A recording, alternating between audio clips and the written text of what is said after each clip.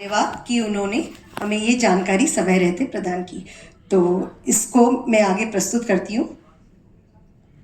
सबसे पहले इसमें जिले मांगे गए थे कि कितने जिले हैं, तो देवास, मंदसौर, नीमच, रतलाम, शाजापुर, आगर, उज्जैन, ये हमारे जिले हैं उज्जैन संभाग में। और आनंदकों की संख्या लगभग 1.5 से 2,000 हर जिले में है, और इसके हिसाब से 10,887 एक फिगर आया है। और अल्प विराम परिचय कार्यक्रमों की संख्या तो हर जो जिले हैं उसमें जो महीने के 2 अल्प विराम कार्यक्रम हैं वो होते ही हैं, तो अभी तक 30 कार्यक्रम हो चुके हैं। आनंदम सहयोगी कार्यक्रमों की संख्या के साथ में वो स्कूल जिनमें आनंद सभा संचालित होती है, तो हमें सभी को पता है कि वो स्कूल है जो सीएम राइज स्कूल और उत्कृष्ट स्कूल, तो उन सभी में आनंद सभा संचालित हो रही है। आनंद क्लब कितने हैं, तो करीब 55 आनंद क्लब है पूरे उज्जैन संभाग में। अंतर्राष्ट्रीय दिवस, हर अंतर्राष्ट्रीय दिवस महीने में एक आता है। सभी जिलों में सभी अंतर्राष्ट्रीय दिवस का आयोजन किया जाता है पूरे उत्साह के साथ। आनंद ग्राम की संख्या कुल 13 है, जैसे हमारे यहाँ भी रतलाम में एक ही है, किसी जगह पे 2 हैं, किसी पे अधिक भी हैं। और आनंदम केंद्रों की संख्या 37।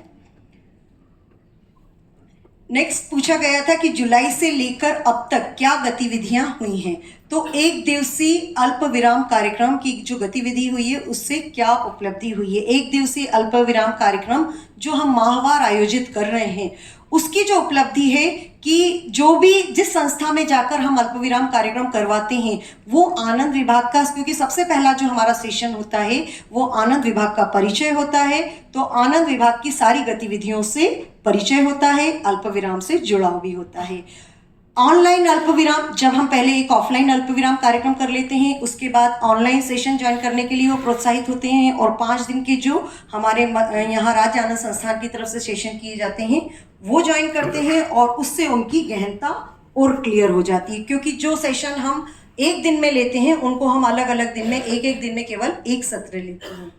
आनंदम सहयोगी प्रशिक्षण कार्यक्रम, इससे क्या उपलब्धि होती है, जब ये सहयोगी प्रशिक्षण कार्यक्रम होता है तो ये और ज़्यादा गहराई से कार्य करता है। जिस तरीके से अलग अलग संभाग में जिलेवार जो कार्यक्रम हुए और एक जिले से 20 लोगों को, 20 शासकीय कर्मचारियों को जोड़ा गया, तो उससे भी रिश्तों पर लोगों ने कार्य किया। जो आपने अभी अनुभव सुने कि उन्होंने सेशन में जो कार्य किए थे तो क्या क्या फर्क महसूस हुआ।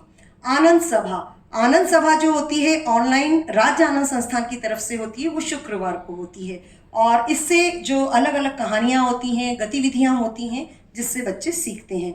तो जो अलग अलग विषय हैं, आत्मविश्वास, मदद, स्वीकार्यता, तो जो मोरल एजुकेशन नहीं दी जाती थी बच्चों को वो आनंद सभा के माध्यम से ऑनलाइन जब सत्र चलता है 2:30 बजे से 4 बजे तक का, उसमें लगभग सभी स्कूलों के बच्चे जुड़ सकते हैं, तो वो जुड़ते हैं।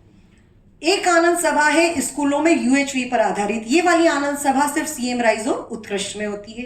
तो ये जो यूएचवी वाली आनंद सभा है इसमें जो उसके बेसिक्स हैं कि मैं कौन हूँ और मेरा शरीर क्या है, मैं कौन हूँ, और बहुत गहराई से बच्चे उसको सीखते हैं।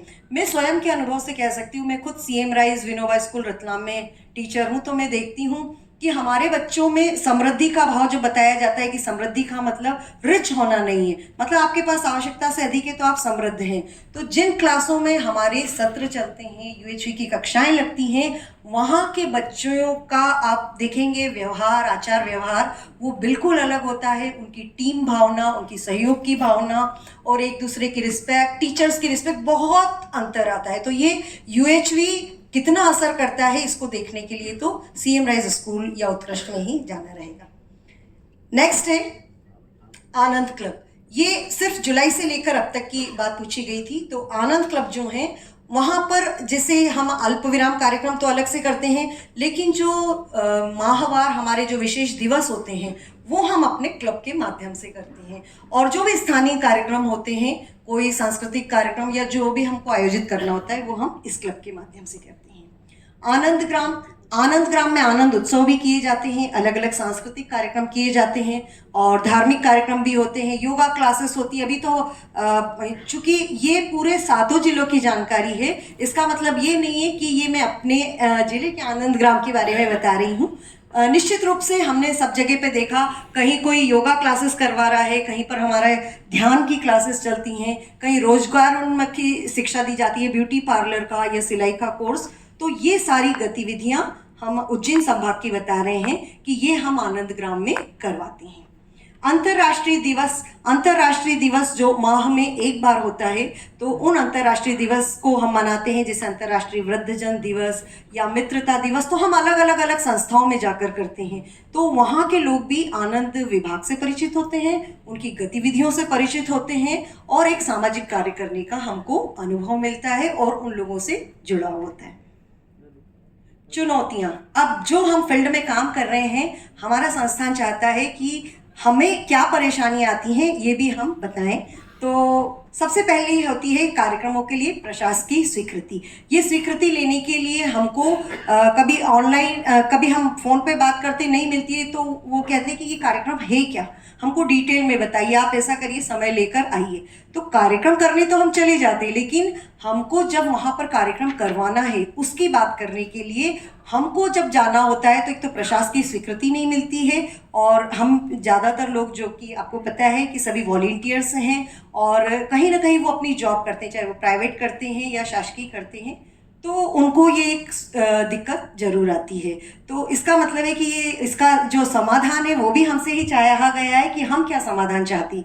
तो हम ये चाहते हैं कि जो राज्य स्तर से हमारे आनंद विभाग से जो पत्र भेजे जाते हैं उन पर जिले में त्वरित कार्यवाही हो, क्योंकि कई बार क्या होता है कि 3 बजे कुछ कार्यक्रम करना है तो हमको 2-2:30 बजे के करीब फ़ोन आता है कि आप आनंद विभाग से हैं क्या, और ऐसा ऐसा फ़ोन आया है और आपको कोई जानकारी है या इस बारे में, पत्र उधर चला गया था या ऐसी ऑफिस में चला गया था, बहुत सारी चीज़ें होती हैं। तो त्वरित कार्यवाही हो